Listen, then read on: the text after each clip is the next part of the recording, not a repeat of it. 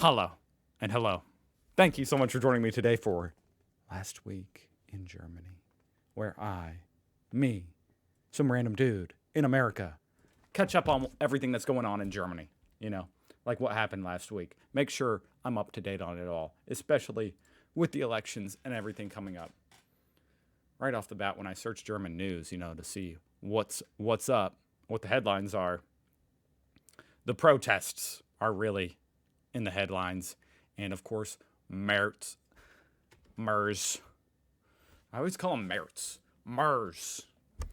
Of course, the front runner in the elections, which I'm always excited to check the odds on the election. That's always the first thing I want to do. Germany, come on. Have the odds shifted at all? Merz. Now at 91%. Okay. At least Vidal up to 5%. Okay, this is a little bit of a shift. Yeah, this is a little bit of a shift, guys. She's been gaining a little bit of ground. Not a lot. Obviously still being totally dominated by Merz.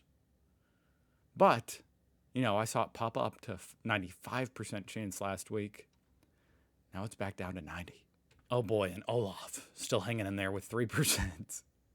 Actually going up. Let's see specifically the polls, okay? Because those are the odds. Let's look at the polls. Are there any new polls out? Here we go. Okay, January 31st. There we go. That's new. AFD is on the rise. It has been on the rise, which is interesting to me. It's interesting to see the dichotomy between the protests. I mean, that's why there are protests, of course. But it's just interesting, the popularity of the AFD is rising and the amount of protests against the AFD are rising. The Greens also getting a little bit of a bump, in the last few months, kind of flatlining lately.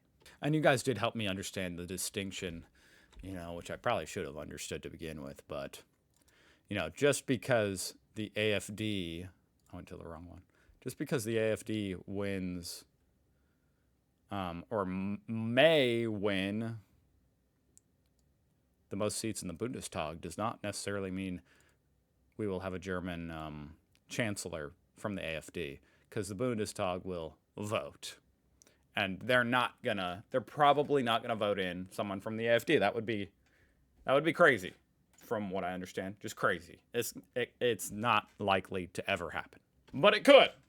5% chance. But if the AFD wins, it might be that the AFD wins in the parliament, but still someone from the CDU or something is elected, or Merz is elected chancellor. I think I've got that right, at least. I don't know why this is so complicated for me to understand. I guess it's just the two-party system here in America just makes everything so simple that it's actually a little bit difficult to comprehend a more complicated system with so many parties and coalitions. Thousands protest against far right in Berlin. I think I saw 180,000. I mean, that's huge. The protest came after some parties voted alongside, the far right party alternative for AFD over a non-binding resolution on immigration. Right. Same news as last week. And it's because Merz was kind of cozying up to the AFD, or at least relying on them for votes, which I think is super weird. But I also guess I understand if he's trying to get voters who would have otherwise voted for the AFD to maybe vote for him. I don't know. Wow, look at that. This is on the subreddit, the DE subreddit. I need to translate. 44,000 people demonstrate in Stuttgart against the extreme right. Wow. It's a lot of people. And here's a banner from the Bayern Munich Ultras. Okay. I'm familiar with the Ultras. I've reacted to stuff about the Ultras. These pretty wild clans of people who support football teams and stuff. Anyway, and they're political. Those who follow AFD politics today will live in the AFD state tomorrow. Fascists, get the F off. F the AFD and CDU. Wow. So people are really upset at the CDU and Merz over this. Wow. That's not a good start for his chancellorship. Is that a word? Chancellorship. I thought I made that up. That's what all these posts are about, man. They're all about the protests. This is such a huge deal. It's only becoming a bigger deal. Saarbrücken, 20,000 people. Angela Merkel speaks out against MERS. In Regensburg, 20,000 people. That's an interesting article. Apparently, out of 440,000 complaints, I guess, objections they call it. Maybe it's like a protest, like a petition. It's only from 6,650 people. Oh my God. It is unfortunate when a loud vocal minority can make it seem like their position is a lot more popular than it is. This is saying 250,000 people in Berlin. German buttons. Okay, this is a totally different topic, by the way. That's just how this series goes, guys. I'm sorry. It's just, this is one of the top posts on r/Germany. German buttons. Decorative buttons. Holy bim bam. I think my pony honks. I think I spider. Wow, that's deep. I think, therefore I am? No. I think I spider. I want that pin. Holla the wood fairy. What? Did these get lost in translation or...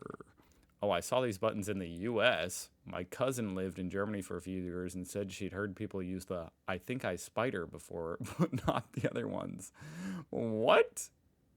These are actual sayings? I'm curious more than anything. Like, why is the pony honking? They forgot I wish you what? I myself haven't heard on a honking pony. Maybe it is a regional variation of I think my pig whistles. Ich glaub mein Schwein pfeift, which is an idiom for an assumed egregious lie or an unbelievable circumstance.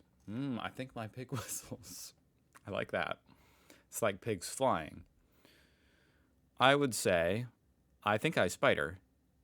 Ich glaub ich spin is best explained with I think I am hallucinating in the vein of an unbelievable situation. What?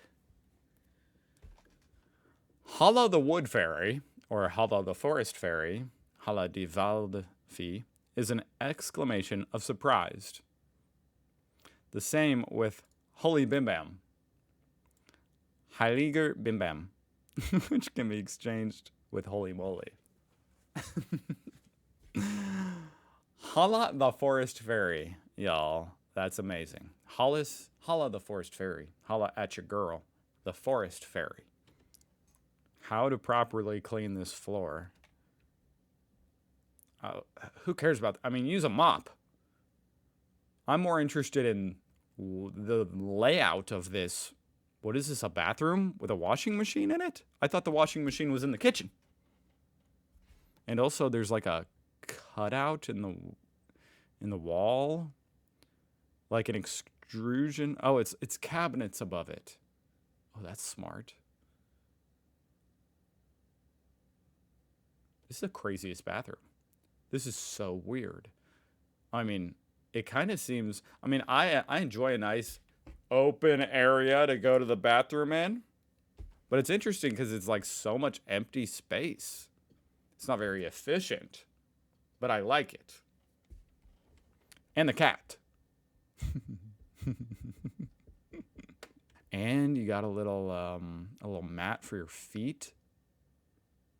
That's nice. It's really nice.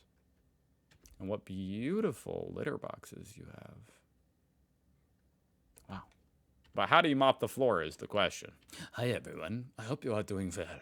Could you please share with me how to properly clean this house of floor? I've already tried several different kinds of cleaning products, but all leaves these spots on the floor. Doesn't look like really cleaned. Thanks in advance. You know, you could have posted this on like a cleaning subreddit. You didn't have to post it in the German subreddit. But those are German floors, so maybe they are different, you know. Fill a bucket with hot water and cleaning fluid. Dip cat in water. Squeeze to remove excess. Rub cat across the floor in a gentle left to right motion. Wax on. Wax off.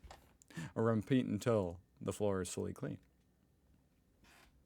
There you go. Unexpected surprise from Germany.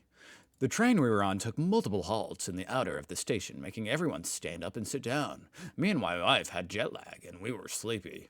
At 8:45 p.m., we were out of the station, but we quickly found out that I left my backpack on the seat. We rushed to check the train, but it was gone.